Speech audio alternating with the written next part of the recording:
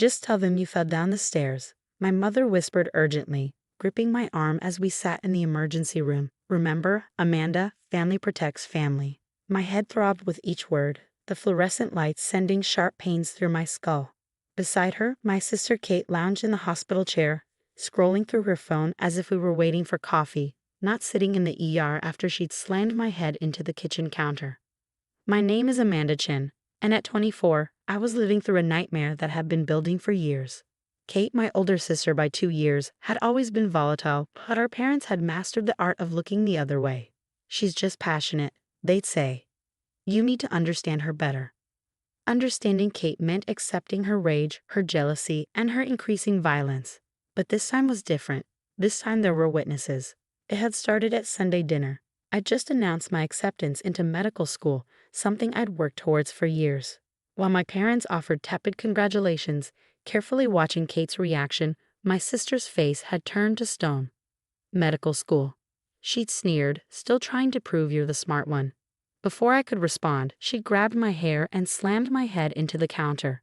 The last thing I remembered was our neighbor Mrs. Thompson's horrified scream from the doorway where she'd been returning a casserole dish. Now, sitting in the ER with the room spinning, I could hear my mother's frantic voice. Mrs. Thompson understands it was an accident. She won't say anything. Right now, we need to focus on keeping this quiet. A sharp pain shot through my temple, and I fought back nausea. The door opened and Dr. Martinez walked in, her expression serious as she reviewed the chart in her hands. Amanda? I'm Dr. Martinez. Can you tell me what happened? I opened my mouth, but my mother spoke first. She fell down the stairs. Clumsy accident, really. We just want to make sure she's okay. Dr. Martinez's eyes narrowed slightly. She looked directly at me, ignoring my mother's interruption. Amanda, can you tell me what happened? She told you, Kate snapped, finally looking up from her phone. She fell. Can we get some pain meds and go? I need to hear from Amanda, Dr. Martinez said firmly. And I need to speak with her alone. Absolutely not, my mother protested. She's confused from the fall. We need to stay with her. Mrs. Chen, hospital policy requires that I speak with patients privately in cases of head trauma. Please wait outside. Mom, I whispered, my voice shaking. It's okay. My mother's grip on my arm tightened. Remember what we talked about, Amanda. Family first. As they left the room, Kate shot me a warning look that made my stomach turn. The door clicked shut, and suddenly the room felt like it could breathe again. Dr. Martinez pulled up a chair, her kind eyes meeting mine. Amanda, I've reviewed your initial CT scan. The injury pattern doesn't match a fall downstairs. My heart pounded. Years of keeping quiet, of protecting Kate, of being the perfect daughter who never caused problems. It all sat heavy in my chest. Your scan shows a focus point of impact, she continued, pulling up the images on her tablet. And there are signs of previous injuries that never received medical attention. I need you to tell me the truth. Was this done to you? Tears welled up in my eyes. If I tell you, I whispered, it'll destroy my family. If you don't tell me, she replied gently, it might destroy you. I've seen the progression of these injuries. They're getting worse, aren't they? I nodded, wincing at the movement. There was a witness, I finally said, my voice barely audible. Our neighbor, Mrs. Thompson. She saw everything. Dr. Martinez made a note in my chart. Can you tell me what really happened? And so I did. The words spilled out, not just about today, but about years of accidents that weren't accidents at all. About Kate's escalating violence, my parents' determined silence, the constant pressure to keep the peace at any cost. Your sister did this, Dr. Martinez confirmed, her pen pausing on the page. Yes, I whispered. But my parents, they'll never admit it. They'll say I'm lying. They won't have to admit it, she said, her voice firm. The medical evidence, the witness statement, and most importantly, your testimony, it's all we need. Amanda, as your doctor, I cannot and will not send you back into a dangerous situation. For the first time since I'd arrived at the hospital, I felt something other than fear, something that felt like hope. The door burst open and my mother rushed back in. It's been long enough, she announced. We're taking her home now. Dr. Martinez stood, her stance protective. Actually, Mrs. Chen, Amanda won't be going anywhere tonight, and I've already contacted the hospital's patient advocate and legal team. My mother's face paled. You what? Mom, I said, my voice stronger than I expected. I told her the truth. About everything. The look of betrayal on my mother's face would have crushed me an hour ago. Now, with Dr. Martinez standing beside me, it felt like the first step toward freedom. Amanda, my mother hissed, "What have you done?" Dr. Martinez answered for me. "She's done exactly what she should have done years ago. Now, Mrs. Chen, you can either step outside willingly or I can have security escort you out." As my mother backed out of the room, I caught a glimpse of Kate's face through the doorway. For the first time in my life, my sister looked afraid. And I finally felt safe. The next 48 hours were a whirlwind. Dr. Martinez's intervention set off a chain of events that my family couldn't control or silence. Mrs. Thompson came forward with her statement, describing in detail how she'd witnessed Kate's attack. The hospital's patient advocate, Sarah, sat with me through hours of documentation, photographing old injuries and recording my statement. "Your CT scan shows evidence of at least 3 previous concussions," Dr. Martinez explained during her morning rounds. "None of them were ever treated professionally. Can you tell me about those incidents?" I could. Each one was crystal clear in my memory, though my family had different versions of these stories. The time Kate pushed me off the porch because I got better grades, my parents said I was careless. The Christmas she threw a glass paperweight at my head because I got the internship she wanted. They said I should have ducked. The day she knocked me unconscious because her boyfriend said I was pretty, they said I shouldn't have provoked her. "We have enough evidence to file charges," Sarah told me gently. "The decision is yours. But you should know that this pattern of violence typically escalates without intervention." My mother tried calling hourly, leaving voicemails that switched between pleading and threatening. "You're tearing this family apart," she cried in one message. "After everything we've done for you." Kate's messages were simpler, more direct. "You'll regret this," she texted. "Nobody likes a snitch." But for the first time, I had support. Dr. Martinez made sure I was never left alone, assigning security to my room when she couldn't be there herself. The nurses created a approved visitors list that excluded my family. Even Mrs. Thompson visited, bringing me my favorite tea and years of guilt in her eyes. "I should have said something sooner," she admitted, clutching her purse. "I saw things over the years, heard things. We all did in the neighborhood. But your parents were so good at explaining it away." I didn't blame her. I've been explaining it away myself for years. The police came to take my statement, and Detective Lisa Morgan listened without judgment as I recounted years of abuse. "Your sister has a record," she told me. 2 complaints from former roommates, 1 from an ex-boyfriend. All dropped under pressure. You're the first one to hold your ground." That night, alone in my hospital room, I got a call from my father. "Princess," he said, using his old nickname for me, "this has gotten out of hand. Your mother is devastated. Kate could lose her job if this goes public. We can work this out as a family. Like we always have." I asked, surprising myself with the steadiness of my voice. "By pretending it never happened." "She's your sister," he pleaded. "Blood is thicker than water."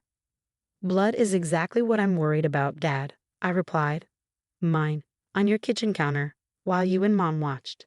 He was quiet for a moment. "What do you want?" "I want Kate to get help. Real help. And I want you and Mom to stop pretending this is normal. And if we don't, then I'll let the police report and the medical records speak for themselves." After I hung up, I lay in the darkness thinking about the word family. For years, it had meant silence, compliance, accepting pain as a form of love. But Dr. Martinez had shown me a different kind of care. Professional, uncompromising, protective. She'd done what family should do. She kept me safe. The next morning, my mother appeared at the hospital, but not to see me. She had a meeting with the hospital administration, trying to prevent the mandatory reporting of domestic violence. "It's a private family matter," I heard her insist through the door. "No, Mrs. Chen," Dr. Martinez's voice was firm. "Assault is a criminal matter, regardless of who commits it." When security escorted my mother out, I caught a glimpse of her face. She looked older, somehow. Smaller. Like the weight of all her secrets was finally too heavy to bear. Detective Morgan visited again, this time with news. "We're charging Kate with assault," she said. "The DA believes we have a strong case, especially with the witness statement and medical evidence. Are you prepared to testify if necessary?" I thought about Kate's text messages, my mother's tears, my father's pleas. Then I thought about Dr. Martinez standing guard over my safety like the big sister I should have had. Yes, I said. I'm ready to tell the truth. As I signed the formal complaint, I felt something shift inside me. The fog of fear that had clouded my life for so long began to lift. For the first time, I wasn't just surviving my family, I was standing up to them. Dr. Martinez came by for evening rounds, smiling when she saw me sitting up, working on medical school applications on my laptop. How are you feeling? Stronger, I said, and I meant it. Good, she nodded. Because tomorrow, we start preparing for what comes next. Your family won't make this easy. I know, I replied, but I'm not alone anymore. She squeezed my hand. No, you're not, and you never will be again. 6 months later, I sat in a courtroom watching Kate plead guilty to assault charges. My sister, who had always seemed larger than life, looked small in her formal attire. The judge's conditions were clear: mandatory anger management, therapy, and a restraining order keeping her away from me. My parents sat behind her, their faces masks of disapproval, not at Kate's actions, but at my betrayal and pressing charges.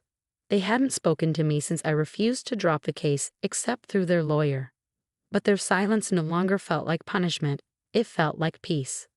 The defendant will also pay restitution for medical expenses, the judge announced, and complete a domestic violence intervention program. I caught Dr. Martinez's eye from where she sat beside me. She'd taken a personal day to be here, just as she'd been there for every step of my recovery. After I was discharged from a hospital, she'd helped me find an apartment near the medical school, away from my family's influence. She'd written my recommendation letter, mentioning my resilience in the face of adversity. You showed the kind of courage we need in medicine, she told me. The ability to stand up for what's right, even when it's difficult. As we left the courthouse, my mother tried one last time. Amanda, she called out, her voice breaking. Please, we can still fix this. We're family. I turned to face her, seeing not the authoritative figure of my childhood, but a woman who had failed to protect her daughter. No, Mom, you can't fix this, but maybe now Kate can fix herself. My father stood silently behind her, his face unreadable. Kate was already being led away by her lawyer, her back straight, her steps measured. I wondered if she was finally understanding the consequences of her actions. I'm sorry you lost your daughters, I said quietly, but I'm not sorry I saved myself. That evening, I hosted a small dinner in my new apartment. Dr. Martinez was there, along with Mrs. Thompson, Detective Morgan, and Sarah from Patient Advocacy. These women had become my support system, my chosen family. I got my medical school acceptance letter today, I announced over dessert. The room erupted in cheers. First round of tuitions on me, Mrs. Thompson insisted. Consider it years of overdue intervention. You'll be an amazing doctor, Dr. Martinez smiled. You already understand something many physicians never learn. Sometimes saving a patient means standing up to their family. Later, after my guests had left, I stood at my window looking out at the city lights. My phone buzzed with a text from an unknown number. It was Kate. I start therapy tomorrow. I don't expect forgiveness. But I want you to know I understand now what I did. What they let me do. I'm sorry. I didn't respond, but I saved the message. Maybe someday, after lots of therapy and time, we could build something new. Something healthier. But for now, I needed to focus on my own healing. The next morning, I started my first day as a volunteer at the hospital's trauma unit. Dr. Martinez had suggested it as good experience before medical school. My first patient was a young woman with suspicious bruises, her husband hovering nervously nearby. I saw myself in her downcast eyes, recognized the familiar excuses, but now I knew what to do. I need to speak with her alone, I told the husband firmly, channeling Dr. Martinez's professional authority. He protested, just as my mother had, but hospital security ensured he left. You're safe here, I told the woman once we were alone. And whatever you tell me stays between us and the medical team. She burst into tears, years of secrets spilling out. I held her hand, just as others had held mine, and started the process of documentation that would help her find freedom. That evening, Dr. Martinez found me updating patient charts. Good first day. I helped someone, I said simply. Like you helped me. She nodded approvingly. That's how we break the cycle, one patient at a time. My phone buzzed. Another text from my mother, which I deleted without reading. Some bridges needed to stay burned to light the way forward. Ready for rounds? Dr. Martinez asked, holding out an extra coffee. I stood up, straightening my volunteer badge. 6 months ago, I'd been a victim in his hospital. Now I was helping others find their voice, their strength, their way out. Ready, I replied, and I meant it in every way possible. As we walked through the hospital corridors, I thought about how far I'd come. My family had wanted me to keep quiet, to accept violence as love, to choose silence over safety.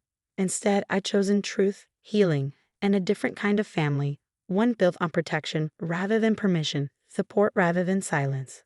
Sometimes the bravest thing we can do is tell the truth, even when those who should love us most want us to lie.